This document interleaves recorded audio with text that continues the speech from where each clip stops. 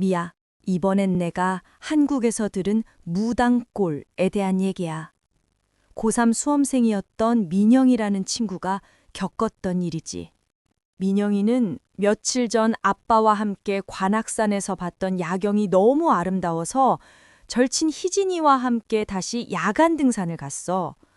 그런데 등산로 입구에 도착했을 때부터 분위기가 심상치 않았대. 등산객은 한 명도 없고 스산한 밤 공기가 꼭 누군가 지켜보는 것처럼 느껴졌다는 거야. 손전등 불빛에 의지해 산을 오르는데 저 멀리 숲속에서 번뜩이는 불빛 2개가 보였어. 희진이는 고라니 눈이라고 했지만 민영이가 보기엔 꼭 사람 눈 같았대.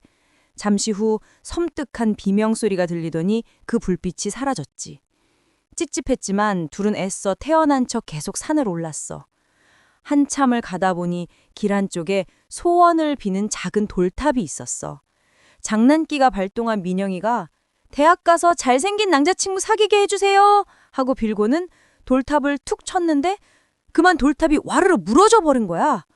바로 그 순간 싸늘한 바람이 훅 불어오고 아까 그 비명 같은 울음소리가 바로 등 뒤에서 들려왔어. 둘은 너무 무서워서 허겁지겁 그 자리를 도망쳤지.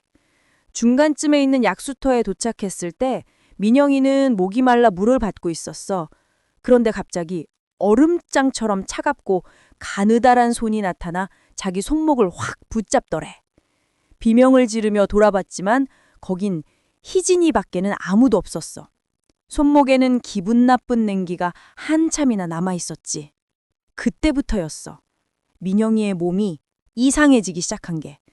처음엔 어깨가 뻐근하더니 점점 누군가 목마를 탄 것처럼 등 전체가 짓눌려왔대. 팔다리는 쇠사슬을 감은 듯 무거워졌지. 숨을 헐떡이며 겨우겨우 걷는데 원래 가던 길이 막혀있고 그 옆으로 한 번도 본 적 없는 좁고 음산한 샛길이나 있었어. 망설이고 있는데 희진이가 화장실에 다녀오겠다며 잠시 자리를 비웠어. 곧 돌아온 희진이는 아무 말 없이 그 낯선 샛길로 성큼성큼 걸어가기 시작했대. 혼자 남겨지기 무서웠던 민영이는 어쩔 수 없이 희진이를 따라갔지. 그런데 희진이가 점점 이상해지는 거야. 손전등을 휙 꺼버리더니 칠흑 같은 어둠 속을 기계처럼 걷기 시작했어.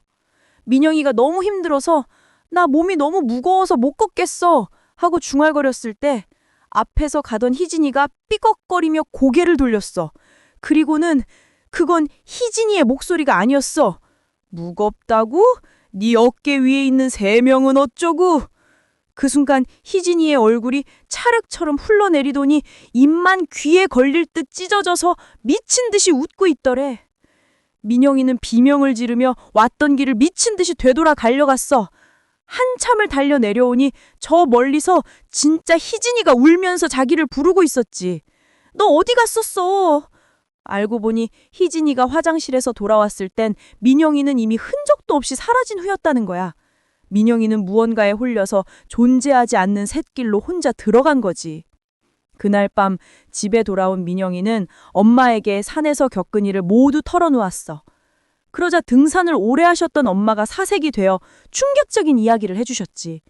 사실 민영이가 갔던 그 등산로는 아주 오래전부터 무당들이 굿을 하거나 죽은 자의 혼을 달래던 장소였다는 거야.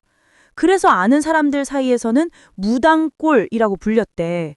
특히 그곳은 산에서 억울하게 죽은 젊은 여사들의 원혼이 많아서 함부로 돌을 쌓거나 무너뜨리면 그 혼들이 심술을 부린다는 소문이 있었대. 어쩌면 그날 민영이 어깨 위에 올라타 있던 3명의 존재는 그 산에서 외롭게 세상을 떠난 홀령들이 아니었을까. 자신들의 안식처를 어지럽힌 민영이를 데리고 가려고 했던 건지도 모르지.